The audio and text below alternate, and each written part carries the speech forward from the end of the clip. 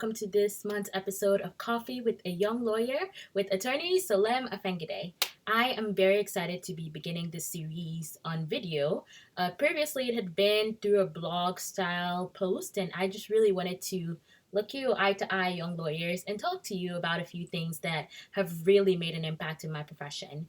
And so, again, I'm attorney Salem Afengide. I started this series on LinkedIn. They seem to be really popular, and so I am going to get on here via video once a month and share with you one simple tip that will change the way that you view yourself, you view your career, and something easy and practical that you can kind of think back on as you navigate your career as a young lawyer. And so I started this series because a few years ago I was a baby attorney, and I took the first 6 months of my career to go out for coffee at least once a month with a different attorney in a different practice field. And I learned so much from them about the judges in our city, all the way down to what it meant to actually be an international lawyer. There was so much that I didn't know, and I didn't know what I didn't know, so I couldn't ask the questions that I didn't know to ask. But in being with these lawyers and engaging older attorneys, I was able to learn so much and so much quicker, and I didn't have to make these mistakes alone. And so I'm going to share with you one tip, one thing, because this month and a little bit into next month, some of you new attorneys are going to be getting your bar exam results.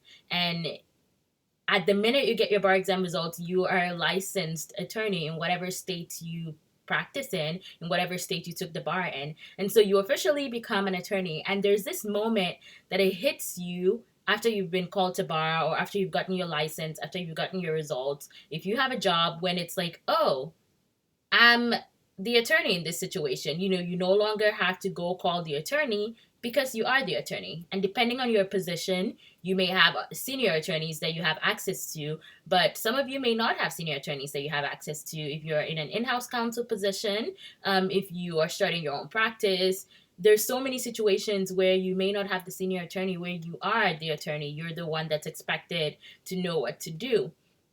And in that moment, I know for me, in that moment, there was this sense of panic and dread. But something that really came up to me was remembering that I'm new, and it's okay to be the new attorney. And it's okay to embrace the fact that there's so much that I don't know.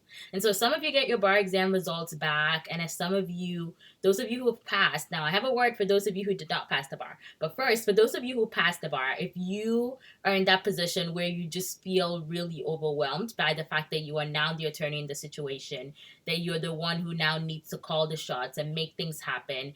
You may have a legal assistant or two, you may have a paralegal or two, you may have a legal secretary who's relying on you to get the job done. I want you to remember to embrace the fact that you are new, to embrace your newness to the practice. Just embrace your newness to the practice and ask a lot of questions. There's so many people that are willing to help you. I remember I had gotten a job at a firm about a month after I took the bar exam, and before the results were out, my boss at the time was so confident that I would pass the bar that she hired me, and she scheduled me to go to court the day after the bar exam results were out. And she was so confident that I would pass the bar, and so I'm prepping a file for her just in case I don't pass the bar exam, but prepping a file for me to go to court the next day in case I pass the bar exam. And I had never been to that courtroom before, and so I didn't know what I needed to do. None of the other clerks at the courtroom knew who I was when I showed up to court the day after I passed the bar exam. I hadn't even gotten my Alabama State Bar license number yet, and so I had to call the bar the morning that I was going to court to get my bar license number. Had to go to court, show them my bar license number, tell them I hadn't gotten my bar card yet because nobody knew me. I didn't really even know. I think I went to the wrong courthouse, and so thankfully I'd gone early. But there was so much that I didn't know, and there were so many people that were willing to help because I was a new attorney, because I didn't know anything. And so take advantage of the people that are willing to help you. Embrace your newness to the profession. This is the perfect time to use the I just graduated from law school, I'm a new attorney card. You won't be able to use it in a few years. I can't really use it anymore. So enjoy the fact that you are new. Don't expect yourself to be an expert. I know a lot of us As lawyers, as law students, we tend to be perfectionistic. And so we expect ourselves to be experts, to walk into a profession that we've never practiced before, knowing everything. And that's just not the reality of being an attorney. The reality of being an attorney is it takes time to hone your skills. It takes time to know what to do when you're in front of a judge. It takes time to know how the judge wants to be addressed. There are all these things that just take time. So I want you to embrace your newness. That's your word for the month. Embrace your newness.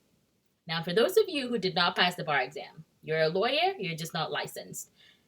And so be okay with the fact that you did not pass the bar exam. I know it's going to take a while, it's going to take a little bit of coaxing, and you're going to have to be upset about the fact that you studied, you put in the effort, and you didn't pass.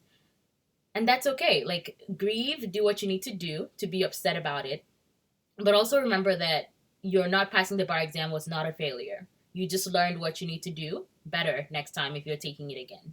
And so I tell myself that even opportunities that appear like failure are not failure, they're just lessons. And everything is a lesson. Now you know how to study. Now you know what bar prep company to use or not to use. Now you know a little bit more about the exam, and so you have ammunition to use for the next time.